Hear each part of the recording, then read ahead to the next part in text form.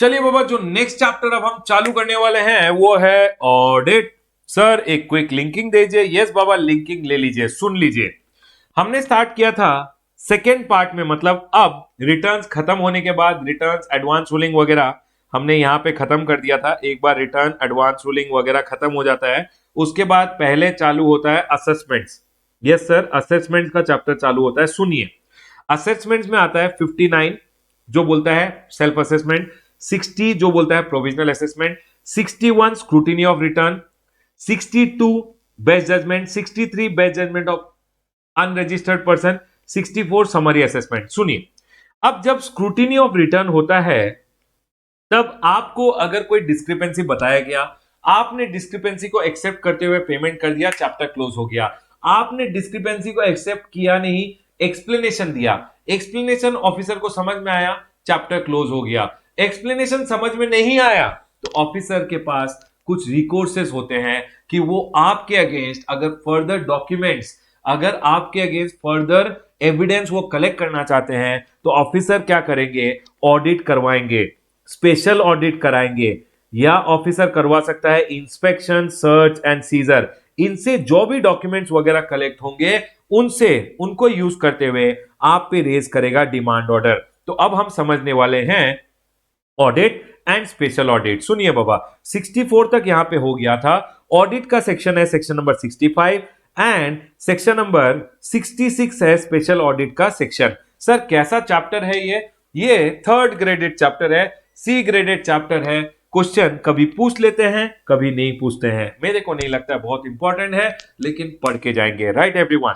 चलिए section number 65 audit bye tax authorities. Section number 65 कैसे होता है देखिए। पहले अगर एक कमिश्नर या पर्सन ऑथराइज्ड, कौन कौन ऑडिट करवा सकता है? कमिश्नर करा सकता है, और कमिश्नर किसी को ऑथराइज भी कर सकता है बाय जनरल और स्पेसिफिक ऑर्डर, और आपका ऑडिट करवा सकता है ताकि वो लोग फर्दर एविडेंस आपके अगेंस्ट कलेक्ट कर पाए। तो सर जब ये ऑडिट करेंगे, they may undertake the audit for a period of 1 year, 1 साल के लिए भी कर सकते हैं, 6 महीने का ऑडिट भी करवा सकते हैं, multiple of years, might be 2 साल 3 साल का ऑडिट भी हो सकता है, 1 महीने का ऑडिट भी हो सकता है, क्योंकि पार्ट ऑफ द ईयर भी अलाउड है। सर ऑडिट करने से पहले हमेशा याद रखिएगा, जब ऑडिट स्टार्ट होने वाला है उसके 15 दिन पहले आपको एडीटी 01 में एक नोटिस इशू किया जाएगा कि हम ऑडिट करने वाले हैं। 15 वर्किंग डेज पहले आपको एक नोटिस दिया जाएगा। अब ऑडिट या तो आपके प्रेमाइसेस में हो सकता है, या ऑडिट वो करा सकते हैं एट देयर ऑफिस, ऑडिट उनके ऑफिस में भी हो सकता है। एग्जाम में पूछ लेते हैं ऑडिट का कमेंसमेंट कब माना जाएगा। समझ लीजिए बुक्स ऑफ अकाउंट्स आपने आज अवेलेबल करा दी है, ऑफिसर कल आया आपके प्रेमाइसेस में, तो कल से माना जाएगा ऑडिट स्टार्ट हुआ है, क्योंकि ऑडिट उनको 3 महीने में कंप्लीट करना है। ऑडिट कब स्टार्ट माना जाएगा? आपने 1 तारीख को बुक्स अवेलेबल करा दी है, ऑफिसर्स आपके ऑफिस में आके एक्चुअली ऑडिट स्टार्ट कर रहे हैं फ्रॉम 16, तो जिस दिन से एक्चुअली ऑडिट स्टार्ट किया है उस दिन से माना जाएगा कि कमेंसमेंट ऑफ ऑडिट हो गया है। तो commencement of audit is later of when books are made available और actual institution of the audit at the place of business. एक बार ऑडिट स्टार्ट हो गया, 3 महीने में ऑडिट वो खत्म करेंगे। अगर 3 महीने में नहीं कर पाए तो कमिश्नर फर्दर एक्सटेंशन 6 महीने का ऑडिट के लिए दे सकते हैं। अगर 6 महीने में ऑडिट, अब 6 महीने में ऑडिट कंप्लीट करना है, मतलब अगर 3 महीने में कंप्लीट नहीं हुआ एक्सटेंशन दिया जाएगा, और मतलब एक बार 3 महीने में कंप्लीट नहीं हुआ, ऑडिट कंप्लीट हो गया तो वेरी गुड, नहीं कंप्लीट हुआ, इफ नॉट कंप्लीटेड तो एक्सटेंशन दिया जाता है। कितने महीने का? 6 महीने का। लेकिन ये 6 महीने का एक्सटेंशन ऑन रीजन ही दिया जाता है, मतलब रिकॉर्डिंग रीजन की क्यों एक्सटेंशन दे रहे हैं वो रिकॉर्ड किया जाएगा रीजन, और उसके बाद आपको एक्सटेंशन दिया जाएगा ऑडिट के लिए। किसको दिया जाएगा सर? जो ऑफिसर ऑडिट कर रहा है बेसिकली उसको, और 6 महीने का एक्सटेंशन मिल जाएगा। एक बार ऑडिट हो गया, ऑडिट कंक्लूड होने के बाद याद रखिएगा 30 दिनों में ऑफिसर आपको इन्फॉर्म करेगा रजिस्टर्ड पर्सन को इन एडीटी 02 कि सर हमारा क्या क्या फाइंडिंग था, आपका क्या क्या राइट एंड ऑब्लिगेशन है, हमारा क्या क्या ऑडिट फाइंडिंग था। बेसिकली ऑडिट ऑब्जर्वेशन आपको बताया जाएगा। Audit report along with audit observation shall be provided directing him to discharge the liability. आपको बोला जाएगा देखिए ऑडिट में ये मिला है और ये आपको पे करना है, पे कर दे बेटा, पे कर दिया तो चैप्टर क्लोज है। पे नहीं किया, या फिर आपने टैक्स नहीं पे किया है, शॉर्ट पे किया है, एरोनियसली आपने रिफंड वगैरह लिया है तो पे कर दे। अगर पे नहीं किया तो हम आपके अगेंस्ट सेक्शन नंबर 73 एंड 74 में डिमांड ऑर्डर रेज करेंगे। डिमांड ऑर्डर रेज करने के बाद उल्टा लटका के 3 महीने बाद रिकवरी भी कर लेंगे, इसलिए ध्यान रखिएगा, पे कर देना। ठीक है सर। उसके बाद ऑफिसर जब आपके प्रेमाइस में आता है, क्या क्या राइट्स होते हैं एक ऑफिसर के जब वो आपके प्रेमाइस में ऑडिट करने आ रहा है? अगर एक rights of the officer during audit, registered person को प्रोवाइड करना है necessary facility to verify the books of, आपको उसको फैसिलिटी देना है, अच्छा फैसिलिटी देना है। ऐसा नहीं कि गोडाउन में बैठा दिया, बैठ बेटा गोडाउन में बैठ जा, वहां इतनी गर्मी लग रही है ऑफिसर को, आपको उसको नेसेसरी फैसिलिटी देना है। सेकेंडली इंफॉर्मेशन देना है, गॉसिप वगैरह नहीं करना है, इंफॉर्मेशन देना है, उसको इंफॉर्मेशन चाहिए, प्लस उसको असिस्टेंट देना है फॉर टाइमली कंप्लीशन। ऐसा नहीं इतनी सारी फाइल पड़ी है आप ही उठा के ले जाइए, आपको उसको असिस्टेंस भी देना है ताकि वो टाइमली ऑडिट कंप्लीट कर पाए। ठीक है सर, पॉइंट क्लियर है। Exam question, write a note on section number 65। Exam question, what are the rights of the officer during audit. Exam question, time कब माना जाता है ऑडिट कमेंस हो गया है, जब आपने बुक्स दे दिया, या actual institution of the audit जब ऑफिसर आके ऑडिट स्टार्ट कर देते हैं। सर ऑडिट कंप्लीट करने का क्या टाइम लिमिट है? 3 months, further extendable by 6 month. ठीक है सर, पॉइंट क्लियर है। अब आता है सेक्शन नंबर 66। सेक्शन नंबर 66 बात करता है स्पेशल ऑडिट के बारे में।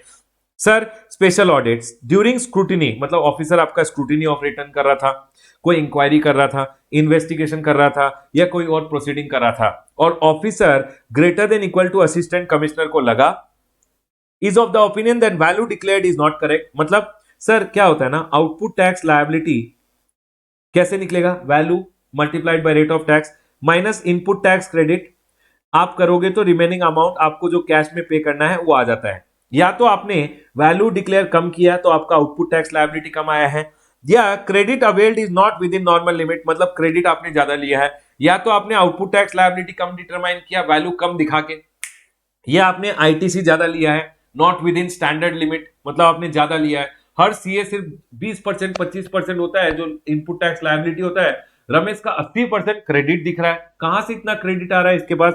तो उस केस में ये क्या करेंगे, असिस्टेंट कमिश्नर परमिशन लेगा कमिश्नर का और आपको डायरेक्ट कर देगा कि रमेश जा बेटा जा, इस सीए से ऑडिट करवा। ये कौन सीए है? ये वो सीए है जिसको कमिश्नर ने अपॉइंट किया है। सर आपको डायरेक्ट किया जाएगा in writing, get his accounts including books of accounts examined by chartered accountant और cost accountant who is nominated by the commissioner. ठीक है सर। अब यहां क्या होगा, यहां पे आपका जो कमिश्नर का जो अपॉइंट किया हुआ चार्टर्ड अकाउंटेंट कॉस्ट अकाउंटेंट है वो ऑडिट स्टार्ट करेगा। चार्टर्ड अकाउंटेंट या कॉस्ट अकाउंटेंट 90 दिन में ऑडिट कंप्लीट कर देगा। अगर 90 दिन में नहीं कर पाया तो असिस्टेंट कमिश्नर क्या करेगा, फर्दर टाइम लिमिट दे देगा। अगर आपने एप्लीकेशन दिया है या चार्टर्ड अकाउंटेंट कॉस्ट अकाउंटेंट ने एप्लीकेशन दिया है तो फर्दर टाइम लिमिट 90 डेज का दिया जाएगा। 90 प्लस 90, एक बार ऑडिट खत्म हो गया तो जो ये चार्टर्ड अकाउंटेंट था जिसको कमिश्नर ने नॉमिनेट किया है, आपके यहाँ पे जो भी फाइंडिंग्स था वो असिस्टेंट कमिश्नर को बताएगा। अब असिस्टेंट कमिश्नर आपको इशू करेगा एडीटी 04 में कि सर ये ऑडिट ऑब्जर्वेशन है, ये फाइंडिंग है, ये पे कर दीजिए। अगर आपने पे कर दिया तो चैप्टर क्लोज, पे नहीं किया तो बेटा डिमांड ऑर्डर आ जाएगा। यही बोला है कि जो चार्टर्ड अकाउंटेंट है वो अपना रिपोर्ट देगा असिस्टेंट कमिश्नर को। अब असिस्टेंट कमिश्नर क्या करेगा, ऑडिट फाइंडिंग आपको एडीटी 04 में बता देगा, आप टैक्स वगैरह का पेमेंट कर दीजिए। अगर टैक्स वगैरह का पेमेंट नहीं किया, फिर भी टैक्स थोड़ा पेमेंट किया या पेमेंट नहीं किया है तो सर वो क्या करेंगे, अब रेज कर देंगे डिमांड ऑर्डर, मतलब पहले शोकोज नोटिस आएगा उसके बाद डिमांड ऑर्डर दे दिया जाएगा। ठीक है सर। बेसिकली आपको जो भी डिस्क्रिपेंसीज है, जो भी फाइंडिंग्स है, जो भी लायबिलिटी है वो बता दिया जाता है इन एडीटी 04। पे कीजिए, चैप्टर क्लोज है, पे नहीं किया show cause notice and then demand order. Section number 73 and 74 का प्रोसीडिंग्स आ जाता है। सर ये जो चार्टर्ड अकाउंटेंट या कॉस्ट अकाउंटेंट है इसको पैसा कौन देगा? बोल रहा है कमिश्नर अगर अपॉइंट कर रहा है, it is nominated by the commissioner ना, तो डिपार्टमेंट पे करेगा। अब अगर डिपार्टमेंट पे करेगा तो इस केस में कमिश्नर स्पेशल ऑडिट कराने से भी डरेंगे कि सर स्पेशल ऑडिट करा रहे हो बेटा, खर्चा करा रहे हो डिपार्टमेंट का, कुछ ना कुछ फाइंडिंग तो होना ही चाहिए। इसीलिए यहां पे डिपार्टमेंट पे करता है। अगर डिपार्टमेंट पे कर रहा है तो commissioners will be very careful कि सर इस केस में जरूरी है तो ही स्पेशल ऑडिट कराएंगे। राइट सर, पॉइंट क्लियर है। अब यहां पे एग्जाम के क्वेश्चन क्या है, what are the different types of audit? दो टाइप के ऑडिट होते हैं, audit which is by the department under section number 65 and audit which is special audit under section number 66 जो असिस्टेंट कमिश्नर के permission के बाद रजिस्टर्ड पर्सन को direct करता है करवाने के लिए। ठीक है सर, पॉइंट क्लियर है। Who can conduct the audit of the tax payer? Audit किया जा सकता है डिपार्टमेंट के थ्रू और चार्टर्ड अकाउंटेंट, कॉस्ट अकाउंटेंट जो नॉमिनेटेड बाय कमिश्नर होते हैं। सर ऑडिट जब आपका टर्नओवर क्रॉस 2 करोड़ होता है, जो ऑडिट था अंडर सेक्शन नंबर 35(5), याद रखिएगा इस ऑडिट को डिलीट कर दिया गया है। There is no more audit which is required to be done by chartered accountant or cost accountant when your aggregate turnover crosses 2 crore। ये ऑडिट का लिमिट अब नहीं रहा, ऑडिट ही नहीं रहा by chartered accountant और cost accountant based on your turnover। वो audit का रिक्वायरमेंट डिलीट कर दिया गया है, इसलिए अब सिर्फ 2 ही टाइप के ऑडिट हैं। डन सर, पॉइंट क्लियर है। ये सी ग्रेडेड चैप्टर है, जहां जहां क्वेश्चन मार्क मारे हुए हैं वो एटलीस्ट करके जाइएगा। यहां मैं अपना डिस्कशन ऑफ ऑडिट क्लोज करता हूं। वीडियो पसंद आया हो तो चैनल को सब्सक्राइब कीजिएगा, वीडियो को लाइक कीजिएगा और वीडियो को अपने फ्रेंड्स के साथ जरूर शेयर कीजिएगा अगर आपको बेनिफिट हुआ है। डन सर, पॉइंट क्लियर है। यहां मैं अपना discussion of audit, special audit close करता हूं। Bye guys, take care.